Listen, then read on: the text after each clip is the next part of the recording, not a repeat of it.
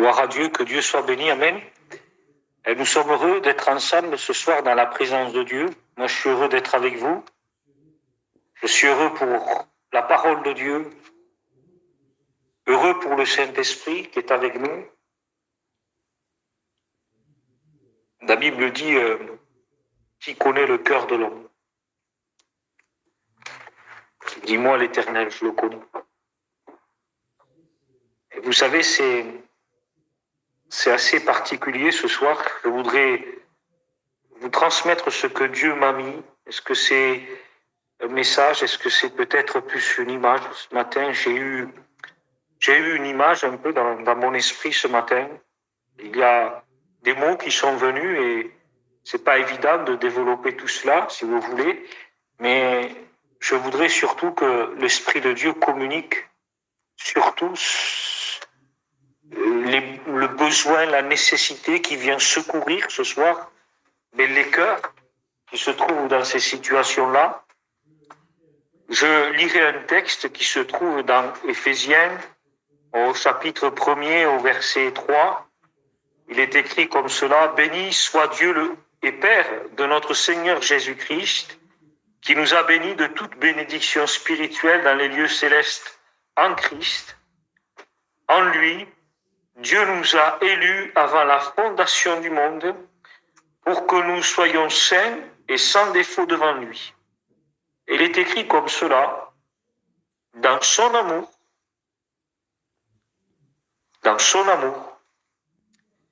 il nous a prédestinés par Jésus-Christ à être adoptés selon le dessein bienveillant de sa volonté pour célébrer la gloire de sa grâce qui nous a accordée en son Fils bien-aimé. » Que Dieu soit béni. Je relis ce verset. Dans son amour, il nous a prédestinés par Jésus-Christ à être adoptés. Et ce matin, le Seigneur me parle. Mais des mots venaient, être adoptés. Il y aura des textes que nous lirons ensemble.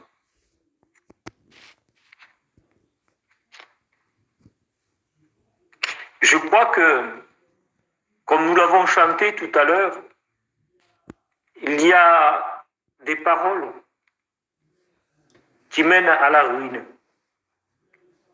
Il y a des paroles qui nous font qu'on se noie. Ce matin, quand je travaillais, dans mon esprit, j'ai eu une image. C'était celle d'une femme. Je la voyais plus ou moins de dos, elle se retournait et elle avait un bébé dans les bras, un nourrisson.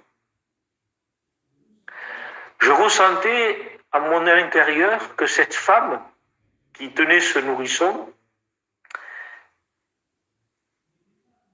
n'était pas consciente de qui était ce nourrisson. Qui était ce nourrisson? Et je lirai un texte que vous connaissez, qui se trouve dans Ésaïe 49.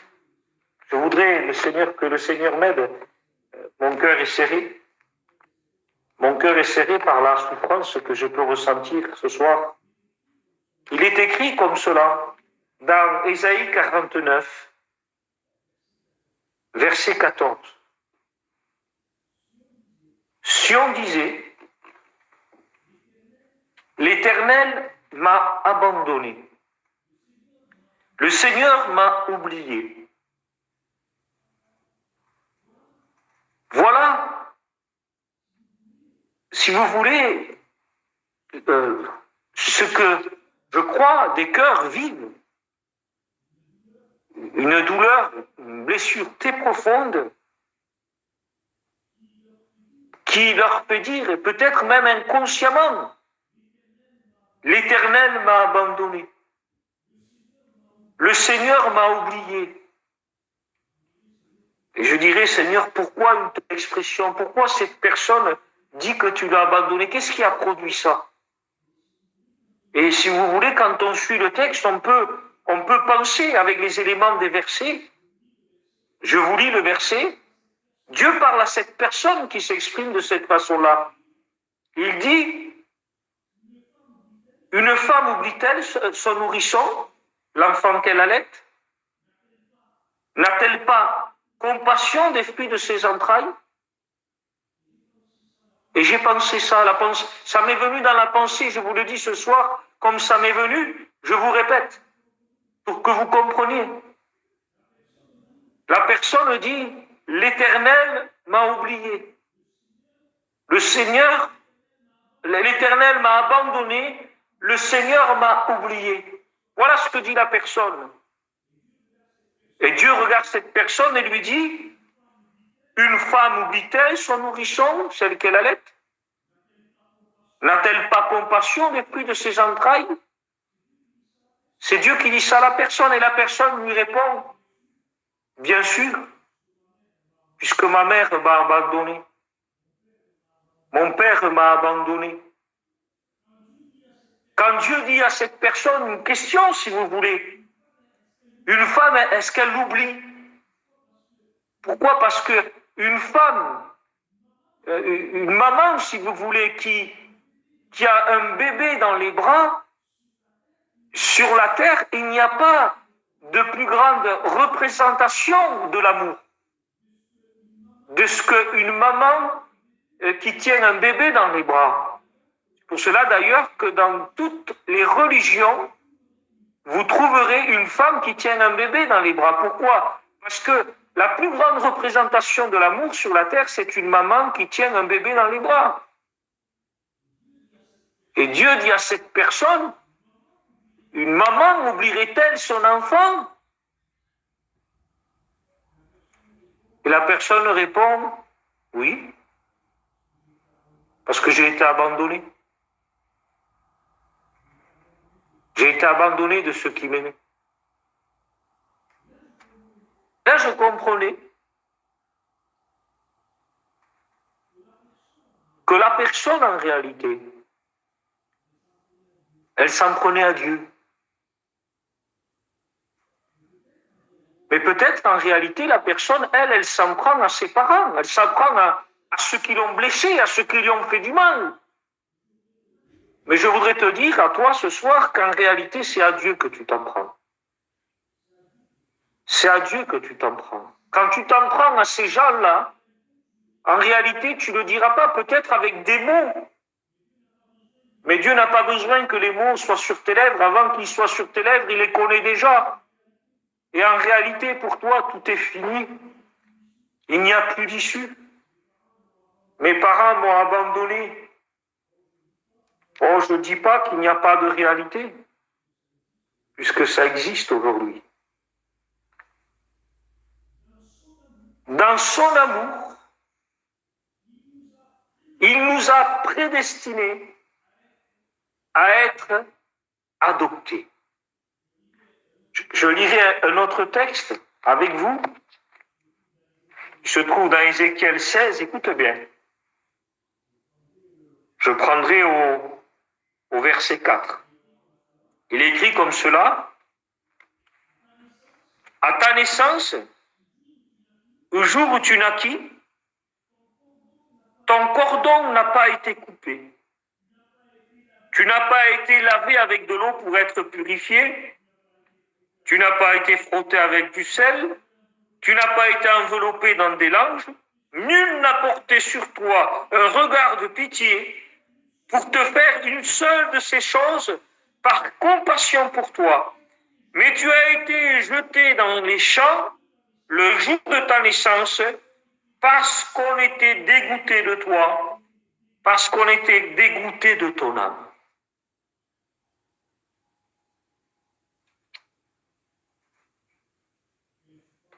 Quelle souffrance!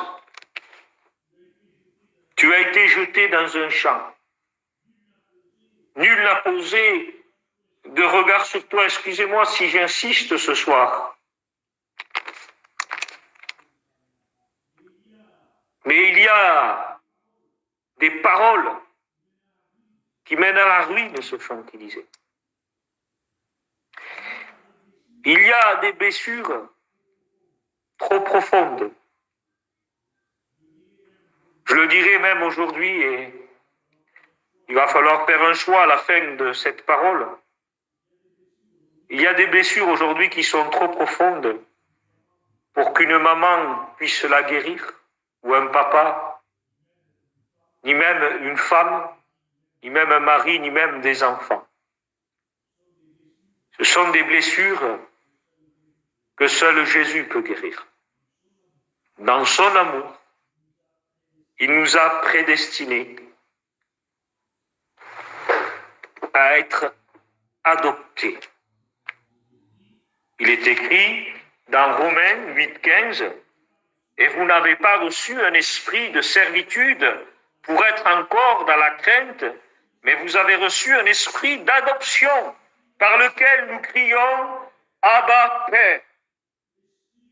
L'Esprit lui-même rend témoignage à notre esprit que nous sommes enfants de Dieu. Nous sommes enfants de Dieu. Je réfléchissais à une situation. Vous savez, ce soir, ceux qui comprennent la parole de Dieu, ce sont ceux qui sont concernés. La Bible dit, recevez avec douceur. Il dit, lent à parler, prompt à écouter, lent à vous mettre en colère, mais recevez avec douceur la parole qui est plantée en vous et qui peut sauver votre âme. Ne te mets pas en colère ce soir. Dieu sait de quoi il parle. Vous savez que la Bible dit que Dieu, je le dirai comme ça ce soir, dans son amour, Dieu a créé Adam. Il est appelé le Fils de Dieu. Adam. C'était la couronne de toute la création. Et vous connaissez ce que nous raconte la Genèse de la relation que Dieu avait avec Adam. Il lui avait mis un jardin de délices, il avait mis un Éden, il lui avait donné la seigneurie de toute la terre, la domination de toute la terre, il avait fait de lui le seigneur de la terre, il avait mis en Éden pour garder le jardin dans un jardin de délices. Et vous savez ce que nous raconte l'histoire. La Bible dit que Dieu le visitait le soir, dans la brise. Dieu le visitait. C'était sa joie. C'était la couronne de la création. Jusqu'au jour où Adam a désobéi. Et vous savez ce que c'est écrit dans la parole de Dieu. Je le lirai. Ça se trouve bien sûr dans la Genèse. Je vais vous lire le texte. Parce que c'est les mots. Vous voyez, des fois, il est écrit comme cela. Dans Genèse 3, verset 23, écoutez bien. L'Éternel Dieu renvoya Adam du jardin d'Éden, Adam. Il dit, après l'avoir chassé l'homme, il le mit à demeure à l'est du jardin d'Éden. Et je réfléchissais à ça. Il n'y avait pas 1 milliard, il n'y avait pas 8 milliards d'habitants sur la terre, il y avait Adam avec elle. Et Dieu a dû chasser Adam du jardin d'Éden. Je ne sais pas si nous arrivons à réfléchir cela. Qu'est-ce que devait ressentir Adam? Que devait ressentir Dieu? Parce que peut-être Adam disait, m'a-t-il créé pour me chasser loin de sa face? M'a-t-il créé pour me faire souffrir? Sûrement qu'il devait avoir de l'incompréhension.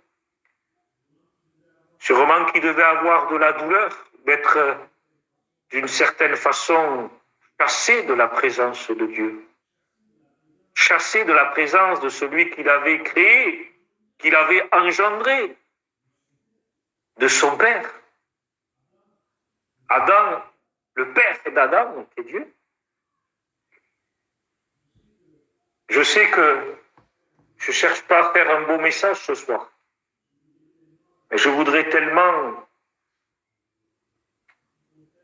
que tu comprennes que Dieu a dû agir et qu'il n'a pas pu faire autrement que de chasser Adam du jardin d'Éden.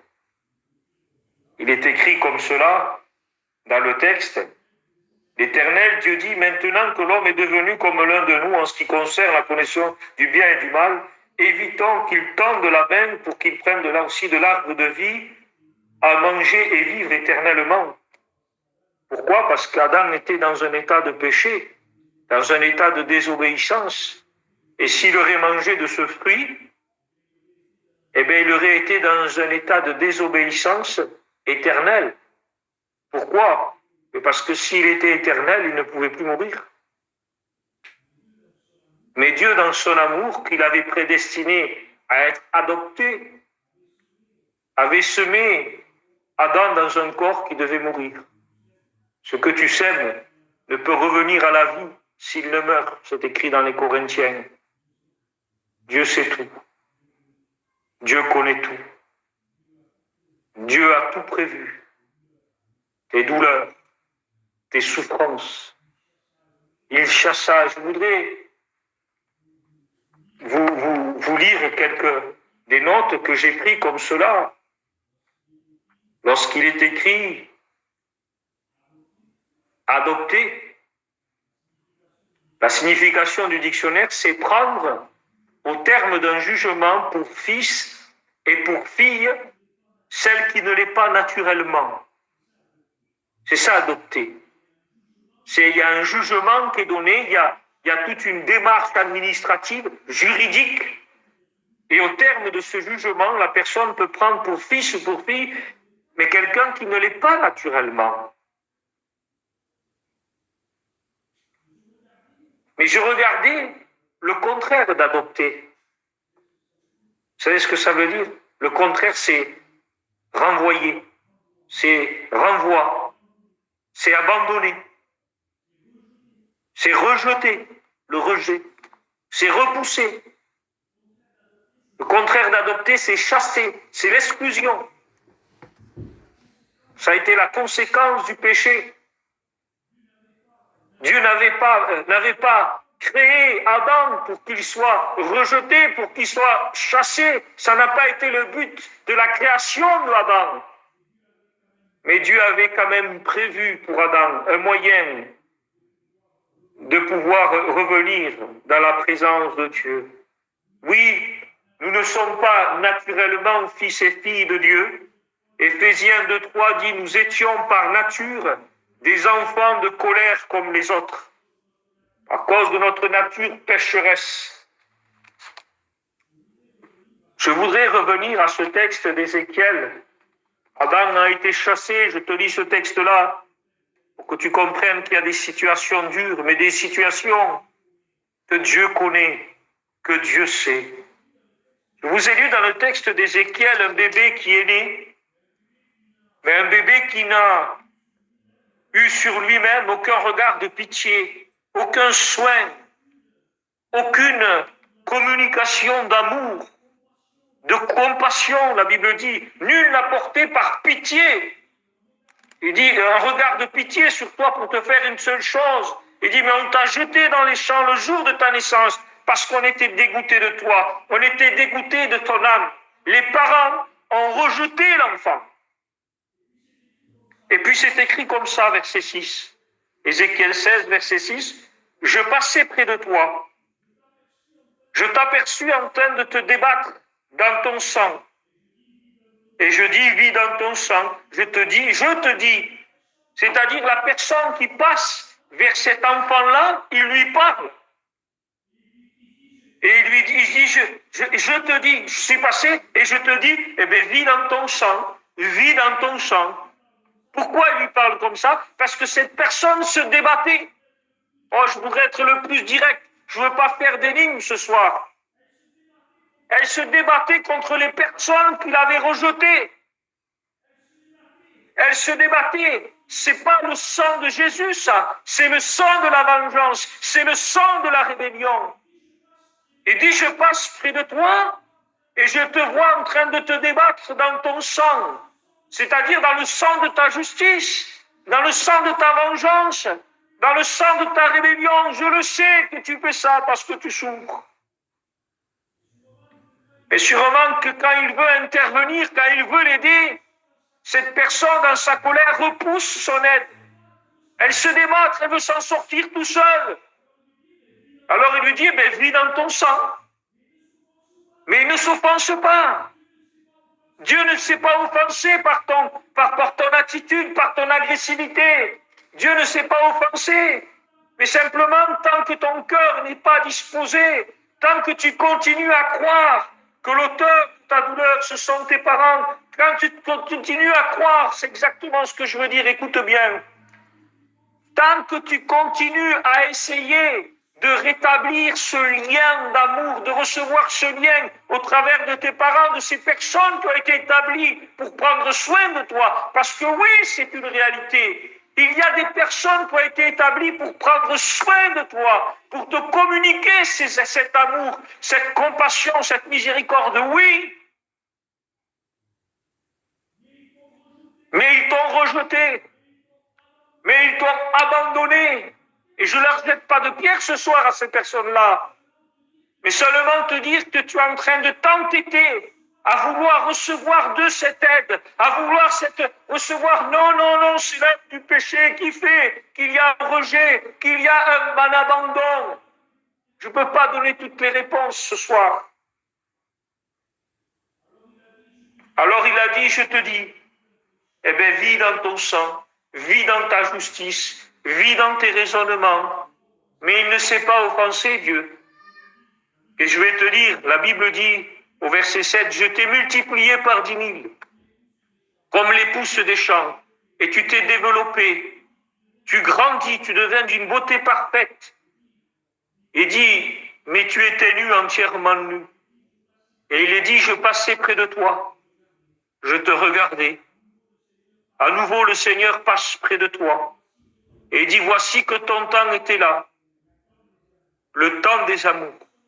Dans son amour, il nous a prédestinés à être adoptés. Il dit, j'étendis sur toi le pan de mon manteau, je couvris ta nudité et je fis un serment, je contractai une alliance avec toi. Il a contracté une alliance et vous savez que l'alliance, c'est un testament, c'est un pacte, c'est un contrat.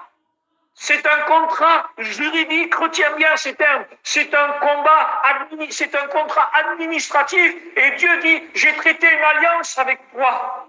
Je me suis lié avec toi.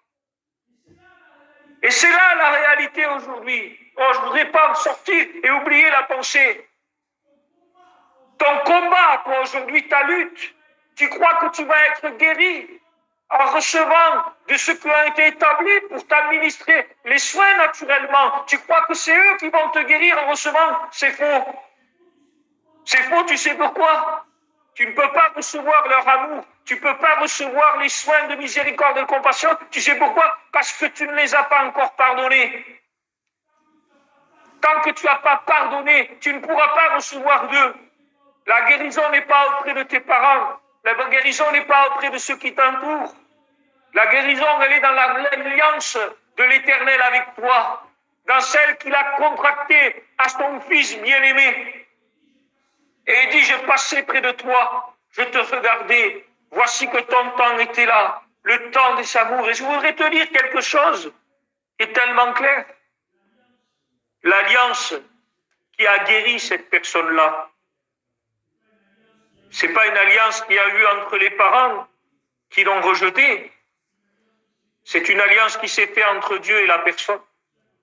C'est pour ça que je te dis ce soir, tu n'arriveras jamais à être guéri.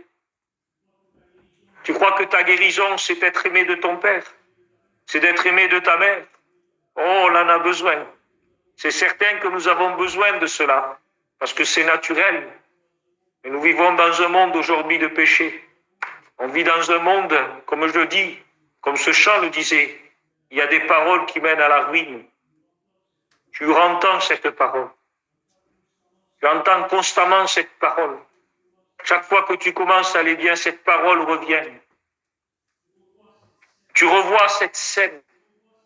Tu revois cette image. L'expression de ton abandon, l'expression de ton rejet, l'expression de ton exclusion, l'expression de ton renvoi. C'est pour ça que je te disais, aujourd'hui, la réalité, c'est que inconsciemment, tu n'as pas conscience. Tu es quelqu'un qui te débat dans ton sang. Quelqu'un qui se débat dans son sang. C'est quelqu'un qui dit l'Éternel m'a abandonné. Et toi, tu dis non, c'est pas Dieu, j'en ai rien contre Dieu, c'est mes parents, c'est ceux qui m'entourent. C'est faux. C'est la parole de Dieu qui dit la vérité. Et j'arrive à la fin dans ce que je suis en train de vous parler.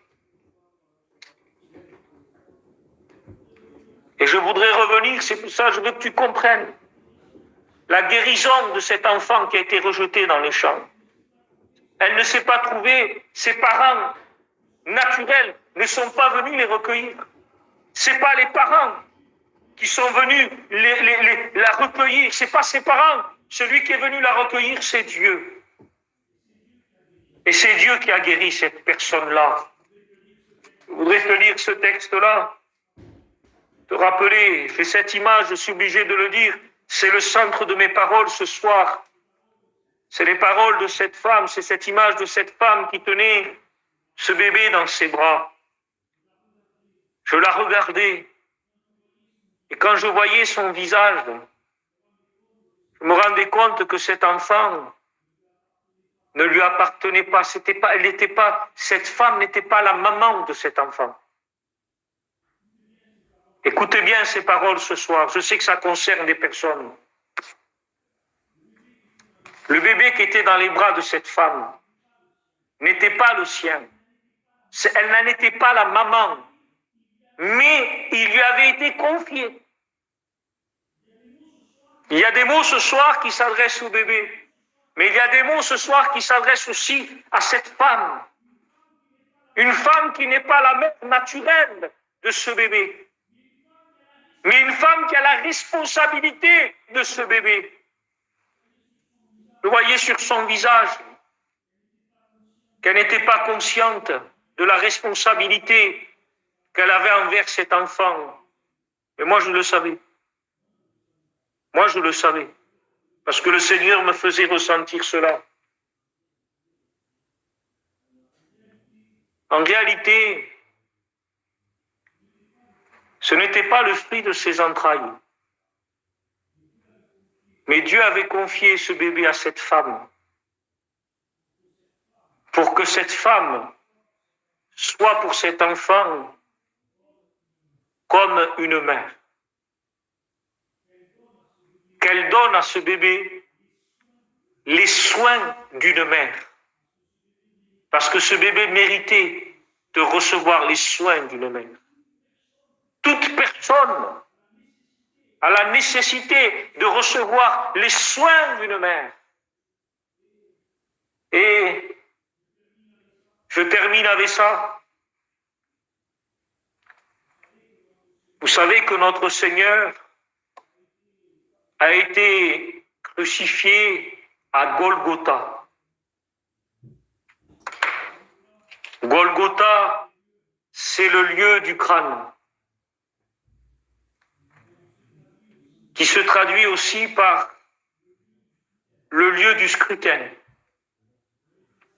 Vous allez comprendre pourquoi je parle de cela. Le scrutin, ça signifie voter. Golgotha, ça signifie le lieu du crâne, c'est-à-dire le lieu du vote. Le lieu où on vote. Vous savez, comme pour les élections. Alors ça fait bizarre ce que je vous dis ce soir. J'irai jusqu'au bout, excusez-moi, je veux frustrer personne. Je veux te dire déjà qu'il fallait que Dieu chasse Adam du jardin d'Éden.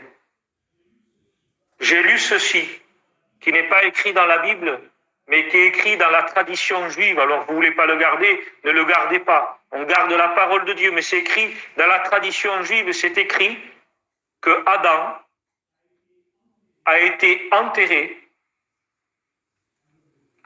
à Golgotha. Là où Christ a été crucifié, la tradition juive dit que Adam a été enterré à Golgotha. Il fallait que Dieu chasse Adam à cause du péché, à cause de la pollution, de la contamination du péché. Parce que le péché séparait Adam de la présence du Père, de la présence naturelle du Père. Il le fallait, mais il fallait aussi que cet Adam qui était la conséquence du péché, il fallait que ce Adam qui est contaminé, qui ne pouvait plus hériter du royaume des cieux, il fallait l'enterrer. Et c'est à Golgotha, il a été enterré. Et il faut que cette vie passée, que cette vie terrestre, il faut que tu l'enterres. Mais c'est un choix. C'est le choix de la croix, c'est le choix de voter. C'est le lieu du scrutin, c'est le lieu du vote. C'est un lieu où on vote, c'est une administration, c'est une action juridique. Et comme je vous disais, l'adoption, ça signifie prendre au terme d'un jugement. Il y a des tribunaux, on va au tribunal, on fait des démarches administratives. Et dire au terme d'un jugement pour prendre pour fils et fille celle qui ne l'est pas naturellement. Et par nature, nous étions des enfants de colère. Oui, notre nature, c'était des enfants de colère. Mais au travers de Christ, le Seigneur nous a adoptés. Il nous avait prédestinés à être adoptés en Jésus-Christ.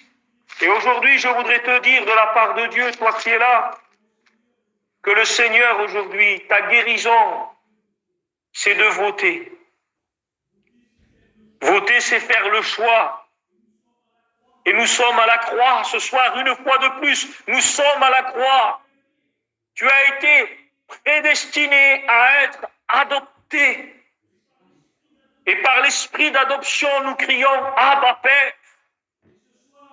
Et ce soir, c'est toi qui dois faire le choix. Dieu respectera ton choix.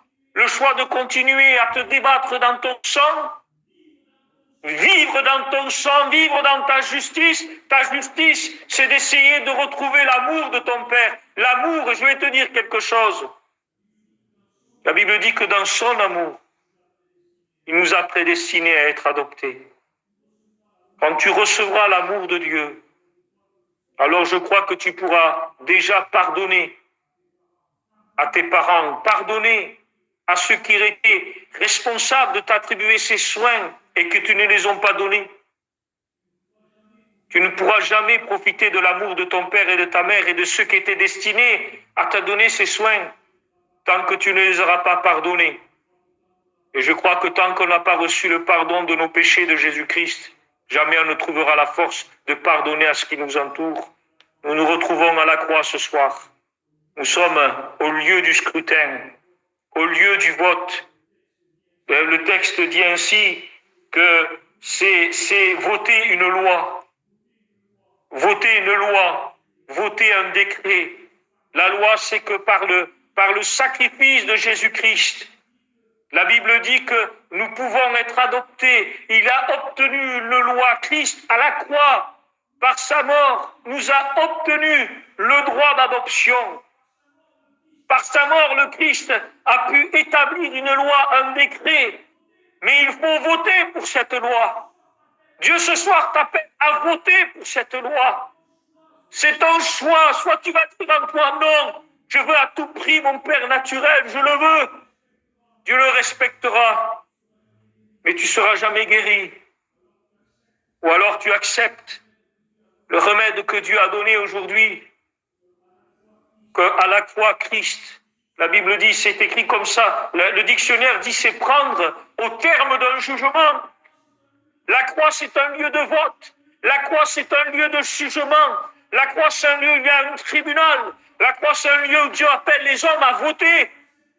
et accepter cette loi que Christ nous a obtenue au travers de son sang, le droit de pouvoir être adopté par Dieu et devenir, même si nous ne sommes pas ses enfants naturels, mais celui qui est à l'enfant naturel de Dieu, c'est Jésus-Christ. Et quand nous acceptons Jésus-Christ, alors nous devenons aussi, la Bible dit, des enfants de Dieu. Nous qui étions loin, étrangers, la Bible dit qu'il nous a rapprochés et qu'il a fait de nous des membres de la famille de Dieu. Voilà ta guérison ce soir. C'est d'être membre de la famille de Dieu, l'esprit d'adoption. Laisse cet esprit d'adoption pénétrer ton âme, pénétrer ton esprit. Laisse-le guérir ces blessures que aucun homme ne peut guérir.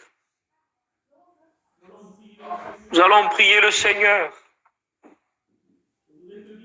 Je voudrais te dire, femme, toi qui entends, toi qui as été établi pour attribuer ces soins, mais qui a abandonné le fruit de l'enfant que tu nourrissais, que tu étais appelé à nourrir. Je voudrais te dire, ce n'est pas ton bébé. Parce que je sais que beaucoup ont vu cette image-là. Le Seigneur me l'a attesté. Tu t'es vu avec un enfant dans les bras. Ce n'est pas ton enfant de tes entrailles. C'est une personne qui t'a été confiée pour que tu en prennes soin. Tu le savais. Mais tu as abandonné cet enfant-là. Et le Seigneur te rappelle ce soir. Le Seigneur te rappelle qu'il t'avait établi pour prendre soin de cette personne-là. Et tu as cessé de l'allaiter. Tu as cessé de le nourrir. Tu as cessé de prendre soin de lui. Alors nous allons maintenant prier le Seigneur. Et je laisserai la place à Joachim. Seigneur, nous te rendons grâce. Nous te bénissons de tout notre cœur éternel.